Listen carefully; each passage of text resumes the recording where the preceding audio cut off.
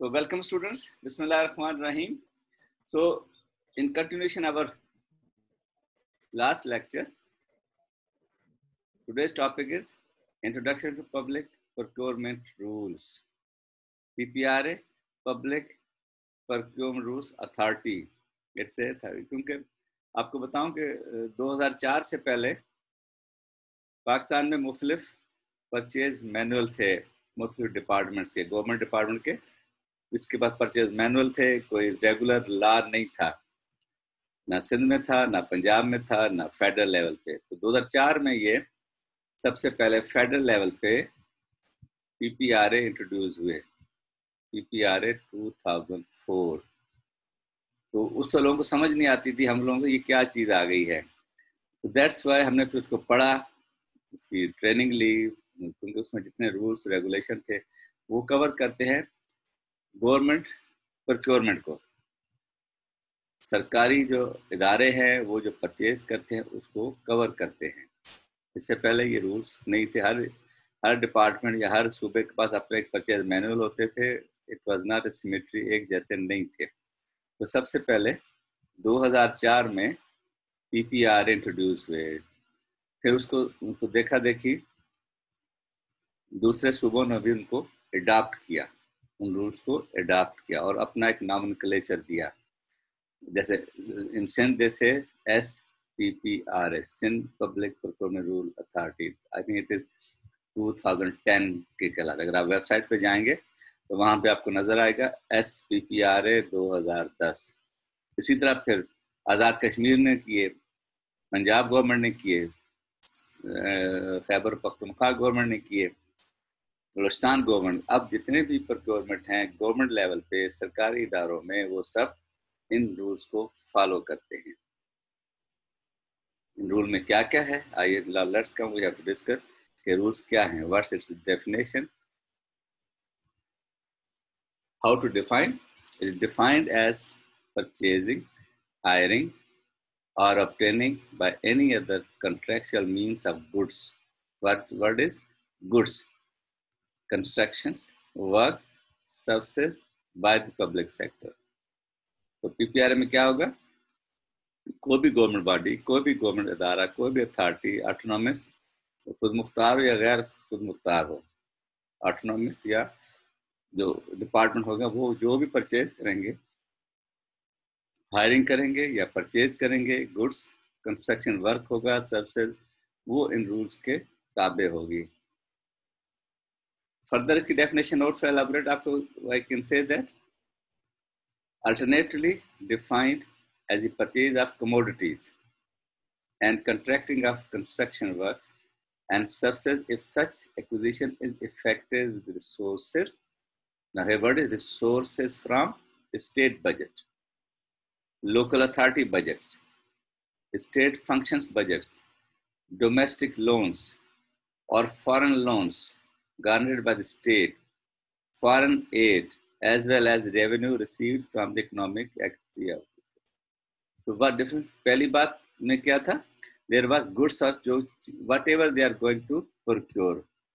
दूसरा, the second thing is that they must be purchased from state budget.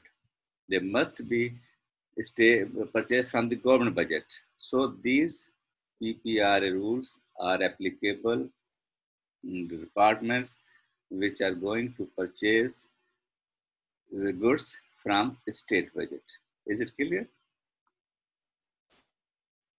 It means that now if you combine both definitions, so means procurement by a entity using public funds. In general, we can say that procurement by a entity using public means कोई भी department, government का इदारा जो है, वो अगर public funds को use करेगा तो वो पब्लिक प्रोक्योरमेंट रूल्स के ताबे है। वो they have to follow, they have to abide these public, वो इन पीपीआरए के तहत ही परचेज करेगा। उसके अलावा किसी और रूल्स के तहत वो परचेज नहीं। क्या करेंगे हम? Means procurement by agency using public funds. इन कोई भी गवर्नमेंट इदारा जब पब्लिक फंड्स या गवर्नमेंट के फंड्स अप्लाई किए जाएंगे तो वो पब्लिक प्रोक्योरमेंट रूल्स को फॉलो करेंगे। अब इसकी डेफिनेशन फर्दर, जो डेफिनेशन क्या तीनों चीजों को when we learn about the three things we learn that public purpose means acquisition of goods, services, or construction of any works financed wholly or partly out of the public funds, including projects of public-private partnership, unless excluded otherwise by. तो दूसरी बात ये होगी जो ऊपर बताया गया है, मीन्स कोई भी जो ऐसी प्रोक्योरमेंट है जो गुड्स सर्विस जो गवर्नमेंट फंड से ली जाएगी वो under fall under the domain of PPRA. अब इसमें there was a word goods, what's the means of goods? Goods की डेफिनेशन इसमें there is there goods means articles and object of every kind and description including raw materials. First is raw materials, drugs and medicines, products, equipments, machinery, spare parts, and commodities in any form including solid, liquid, gaseous forms, and includes services identical to installation, transports, maintenance, and similar obligations related to the supply of goods if the value of these services does not exceed the value of such goods. अब इसमें clear हो गया कि क्या क्या जो एक department खरीद सकता है, वो भी गवर्नमेंट डिपार्टमेंट, इस गुड्स की डेफिनेशन सब कुछ कवर हो गया है कि what they can purchase, raw materials जैसे कुछ जरूरत हो केमिकल कुछ के लिए, ड्रग्स हैं, मेडिसिन वो खरीद सकते हैं, इक्विपमेंट जो आलात हैं वो खरीद सकते हैं, मशीनरी, स्पेयर पार्ट्स, कमोडिटीज, जो भी कुछ रिक्वायर्ड है इन एनी फॉर्म. जो आपको पता है मैटर की कितनी फॉर्म्स हैं, solid, liquid and gases form, whatever is their form, तो वो सॉलिड लिक्विड में होंगी, दे कैन परचेज. और and services identical to installation, transports, maintenance, so सारे you can see in this definition goods. It cover all these things which are necessary or which are to be procured in a government institution. Similarly, our aim is, our concern is with drug and medicines and other things. So that falls under the heading of drug and medicine which are procured in a hospital.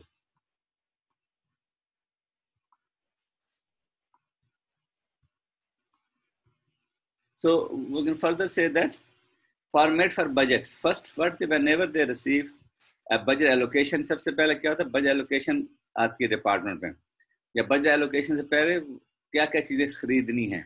आप अपने घर का budget भी बनाते हो तो आप खरीदने से पहले देखते हो कि what you are going to purchase. घर में क्या सबसे पहले की लिस्ट बनाई जाती है, डिमांड बनाई जाती है, दीज आर, ये चीजें घर में कम हो गई हैं, now we are going to purchase. Similarly in a government institution, what they do, they have to prepare a demand list, requirement कि क्या चीज we are going to purchase. वो सबसे पहले format for budget order new items का उनको मिलेगा कि क्या उन्होंने खरीदने जा रहे हैं, फॉर्मेट बनाया जाएगा. देन अब आप ये last time I told you there two type of budgets, one is development schemes, second non development budget.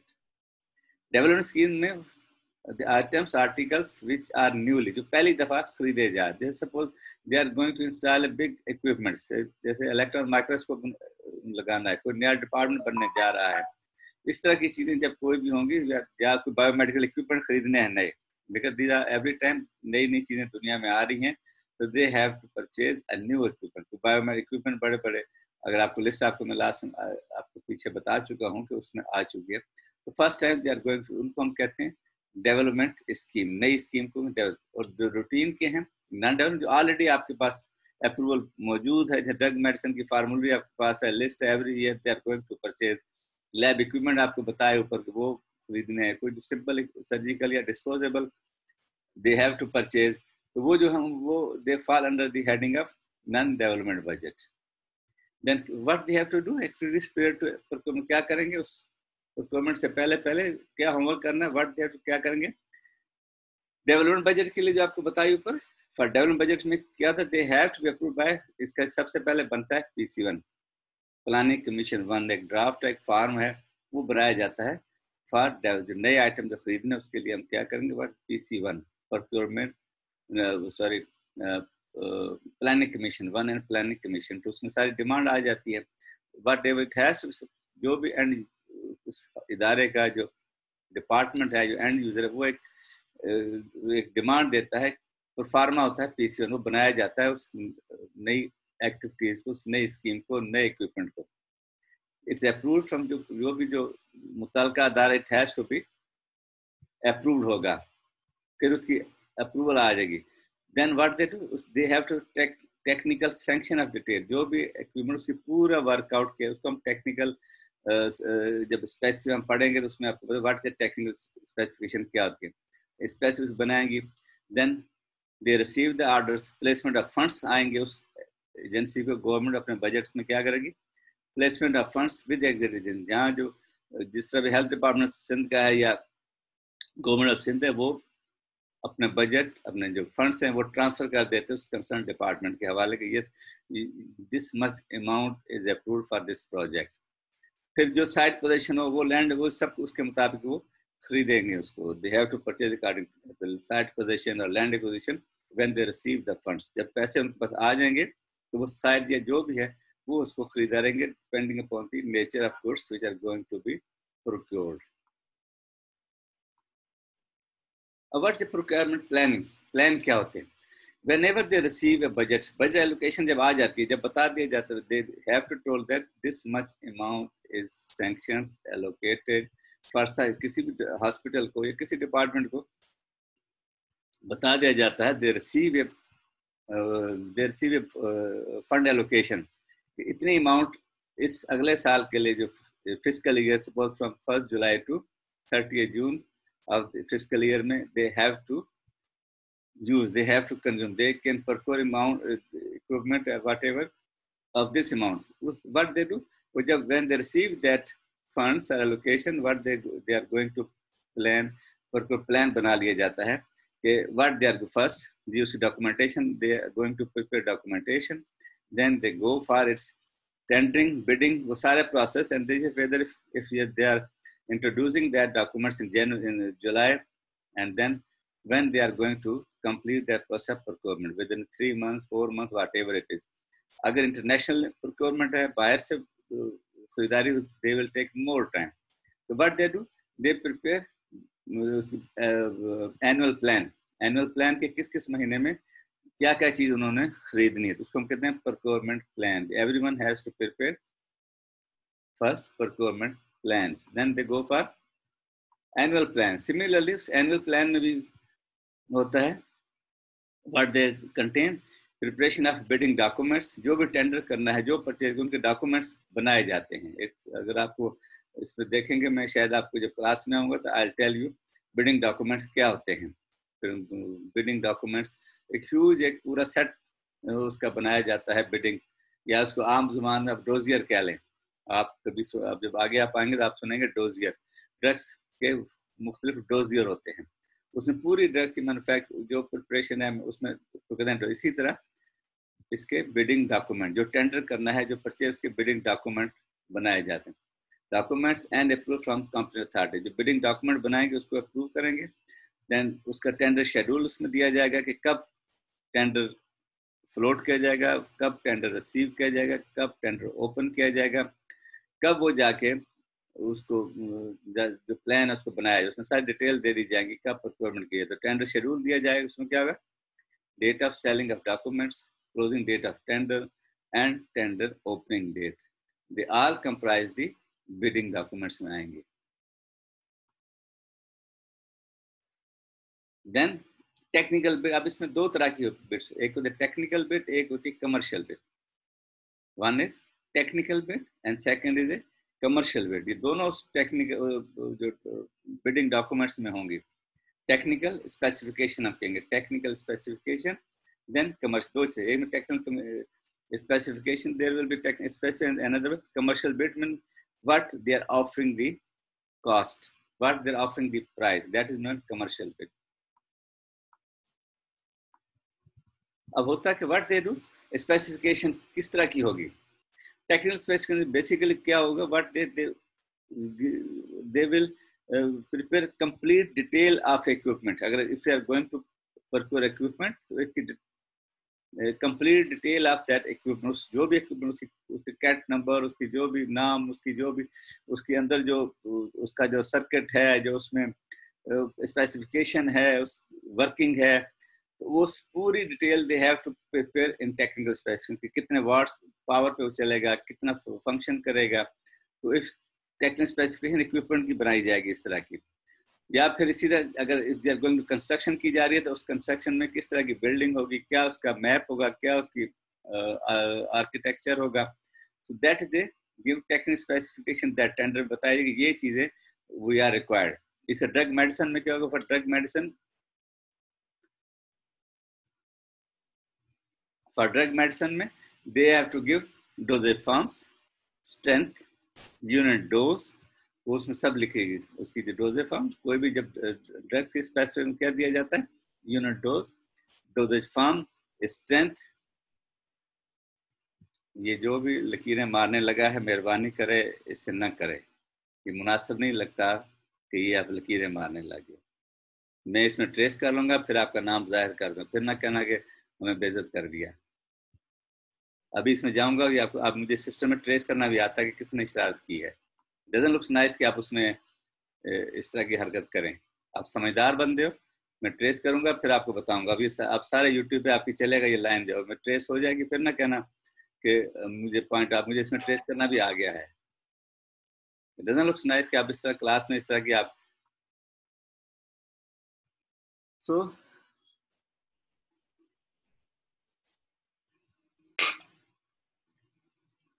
Again वही आपको समझाऊं कि टेक्निकल स्पेसिफिक क्या होती है।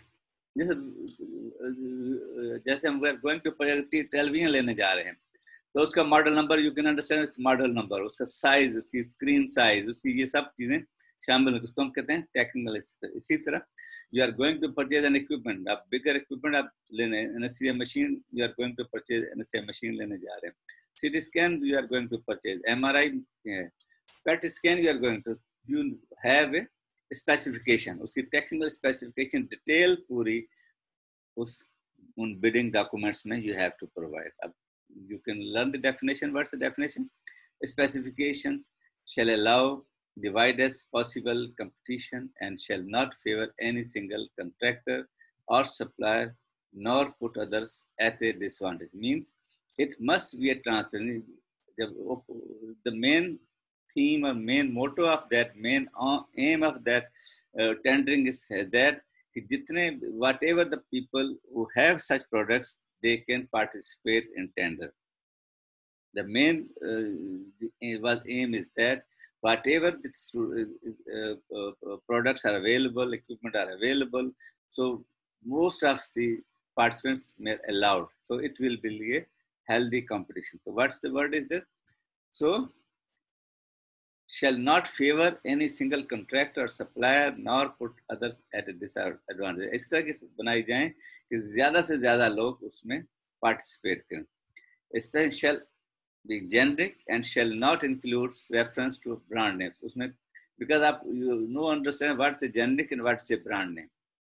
It must be only generic. If suppose if you say the generic name of any drug is the diclofenac is a generic name. Similar paracetamol is a generic name. So do not give the brand names. It should be with a generic name. Model numbers, catalog numbers, or similar classification has to be given, and the year of manufacturing. किस साल की आपको they need a latest version of that equipment. वो उसमें लिखे. However, if the proper agency is convinced that the use of reference to a brand name or a catalog number is essential, complete, and otherwise incomplete specification, such use or reference shall be qualified with. अगर आपने brand name लिखना ही है, तो what you have to do? आपने साथ you have to add or equal, या उससे मिलता जुलता देंगे. If someone is going to write, no, we are going to purchase television Sony का, तो साथ लिख दीजिए कि उससे मिलता जुलता जो ब्रांड, उसी जो स्पेक्स के मुताबिक हो, they can also allow a bit similar, या वर्ड्स उस जैसा मिलता हुआ, कि some other can be participate, not the only Sony can participate, other can also. इसी तरह ब्रांड नेम्स में they don't allow bond for drug medicine, only generic names दिए जाएंगे.